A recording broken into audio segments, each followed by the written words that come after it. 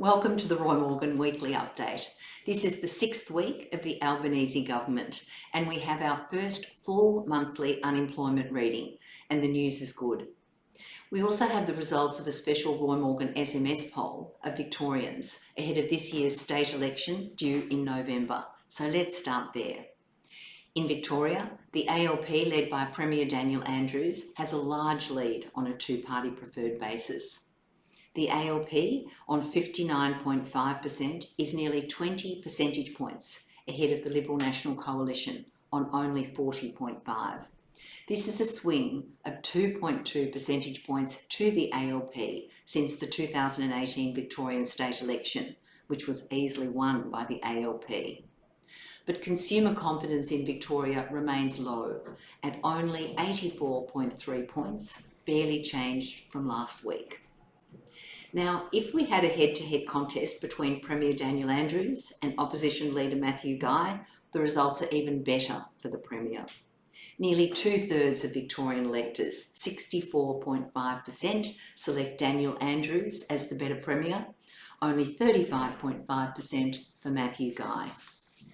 Now, these results all taken together show there's been no improvement for the Liberals or Matthew Guy since the last Victorian election, despite long lockdowns in Victoria.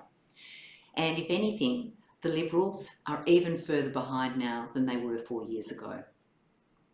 We also asked electors, in their own words, to tell them what would concern them if the Labor Party were re-elected, or what would concern them if the LNP were elected.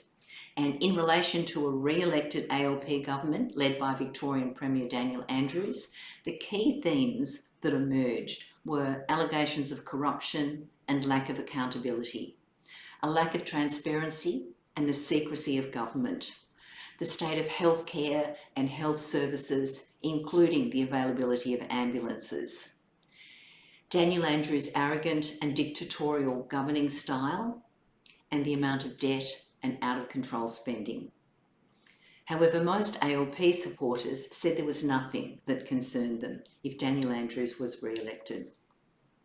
In relation to the other lot, the Liberal National Government led by opposition leader Matthew Guy, the main themes to emerge were his incompetence and lack of experience, the Liberal National Party policies on climate change, his weakness and poor leadership abilities, allegations of corruption, including several people who mentioned lobster with a mobster. So these things hang about, these issues, they just keep on holding there in people's minds and they come back whenever somebody tries to get elected. The spending cuts that the LNP would make, and many respondents simply didn't know who Matthew Guy was. Many Liberal supporters, not surprisingly, said there was nothing that would concern them if a Liberal government were to become the real thing. So if we now turn to the more national picture, the overall Australian picture, the latest Roy Morgan poll shows ALP support softening ever so slightly, but the ALP at 53% still leads the coalition on 47% on a two-party preferred basis.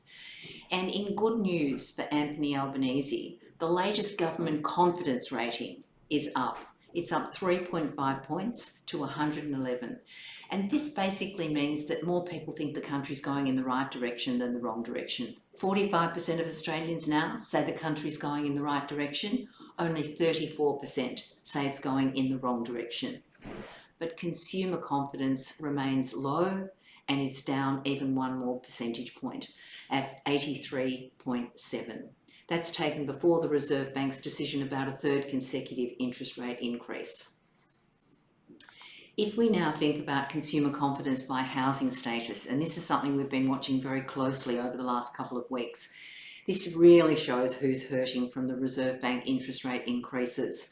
Consumer confidence for people with a mortgage has dropped by over 20 points since the Reserve Bank moved to an increasing interest rates and this sort of increasing cycle.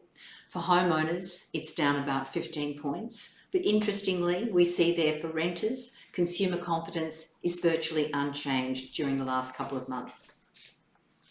Now, unemployment. The latest Roy Morgan unemployment results for June, the first full month, as we said, for the Albanese Labor government, shows unemployment dropping again 0.3 points to 7.8% of the workforce. In raw figures, that's just over 1.1 million Australians. And this is the lowest we've seen unemployment since the pandemic began.